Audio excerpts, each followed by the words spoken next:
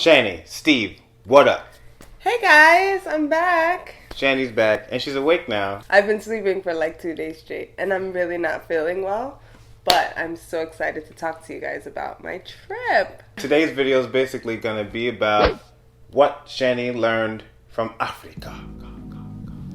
Yeah, like what I learned about relationships from Africa. What Shanny learned about relationships from Africa. The motherland. Sorry guys, my voice is gone. I went on a trip with Medicine for Humanity, hence that. Like them on Facebook, y'all. Medicine for Humanity. Medicine for Humanity. We went to Uganda and we did surgeries on 60 plus women. Some women have urinary incontinence, so we performed surgeries to correct that as well. But in going to Uganda for 2 weeks, there are certain things that I learned about relationships and how we can better our relationships here in the States. Number 1. Communication. It was very difficult for me to communicate with some people in Uganda. I think the official language is English, but some of them just spoke their dialect. But the way that I communicated was through a smile, and they smiled right back. And after the smile, it was kind of like, or like something like, you know, warming to the heart. Prior to my smile, it was more like literally, like. They just stare at you. Basically, let them know that you love them. Regardless of if you're arguing, if you're having a bad day, just give them a smile. Let them know that you're standing there with them. Guess you show love and people will show it back. Yes, nonverbal communication is universal. Great. Number 2. We were able to go to a safari, and in the safari, there was a gentleman, I forgot his name. I think it was like Bill or something like that. His name was Bill, and he was in Uganda? It was something, well, it wasn't Bill, but it was something American like that. Like, I'm like, why is your name like Bill or something? He was basically telling us about the animals, and I don't remember which animal it was. Honestly, guys, I've been looking for it, but I can't find it. But there was a certain animal in the safari that when they're eating, they cut it into the specific amount of portions that is in each group. Does that make sense? So say if there's 4 animals, they cut it in 4 portions. They'll cut it in 4 portions. So say something happens, right? And they cut it in 3 portions and there's 4 animals. They'll walk away from the food. They will walk away from the food and nobody will have anything because there is not enough to feed everybody. Now, what does that have to say about relationships?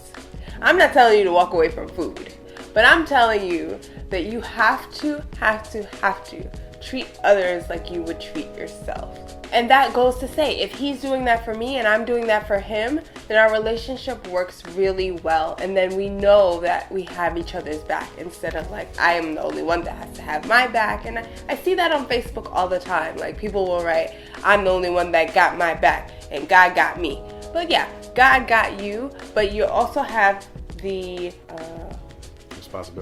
responsibility of your significant other. Good job, baby cakes. Finishing each other's sentences and having my back is what he's doing right now. Like today, we live in a supremely individualistic society. Everyone thinks about themselves first, second, and third. So that's why divorce rates are up. That's really the root cause of pretty much every issue today, is that everyone's thinking about themselves more than thinking about the whole. If we think more like a whole instead of individuals, the world would be a completely different place. We'll be supreme beings. Supreme. The way God intended, really. Number 3. So the people there are very content with life. Like, they're not afraid of death. They're not afraid of anything that will happen to them. Some of these women have really bad stories, right? And one of the people that were there with me, they interviewed these ladies and they were kind of asking them, how are you dealing with this atrocity that happened to you? Right? And they didn't have the words for it in their language. They were kind of struggling with trying to figure out what she meant. And the answer that they came up with is, we just deal. We come into relationships a lot of the times with expectations. And those expectations, once not met, can breed a lot of problems in a relationship. And sometimes when you enter a relationship and say, whatever problems or happiness comes our way, we're going to deal with it together. I think it just means that every time you go into a new relationship, just go in with a blank slate. Your expectations can get ahead of you. And it's good to have, you want certain things, but don't let it overtake everything to where if it doesn't reach that, you lose your mind. Bonus! Bonus! Bonus! Bonus! Bonus! I'm not feeling well. Okay. I'm not feeling well. Don't put your hands on. I met a lady, and I'm just gonna call her D. So I met D, and I was really connected to her. She had never left Uganda. She came over to the house with a lot of stuff, like a lot of African material and bags and aprons that she made that she was selling. And I really liked the material that she was selling. I said to her, we need to go and get some material so that I can bring back to America.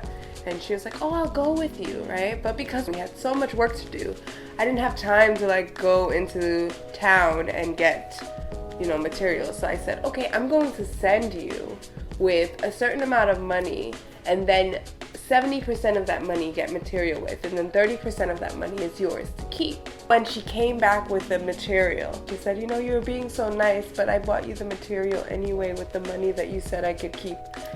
And I said, that's not happening here. What are you doing? I had promised her 30% of that money, and I said, no, you can keep that material and you can make whatever you want to make to sell so that you have money for your family, you have money for what you need to do.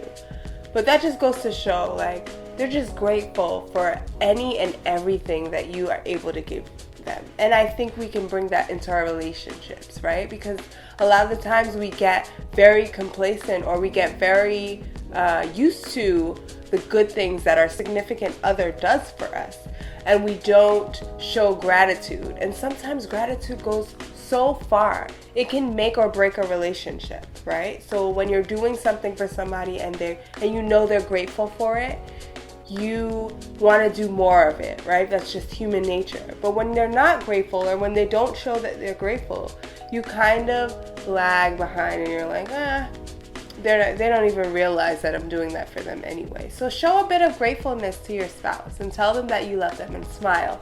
And smile.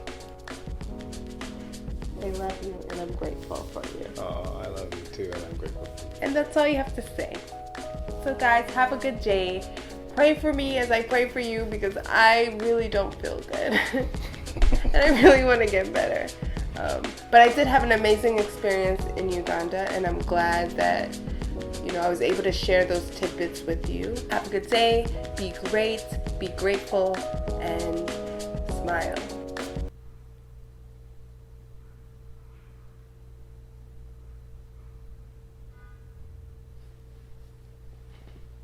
If you have any questions, email us at SHANNYANDSTEVE@gmail.com. And also go to medicineforhumanity.org, I believe.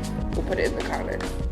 And kind of support them by liking the Facebook page, going through the stories that they have up. And it's a really good cause for women who are kind of just left by the wayside.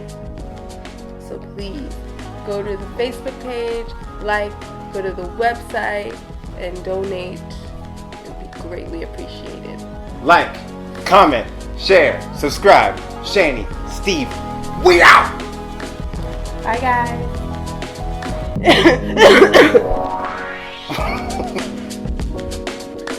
So the bonus is about this lady that I met. This bonus is about the bonus. Stop, you're laughing. Why are you laughing? I'm sorry. You said bonus a lot of times. Okay. So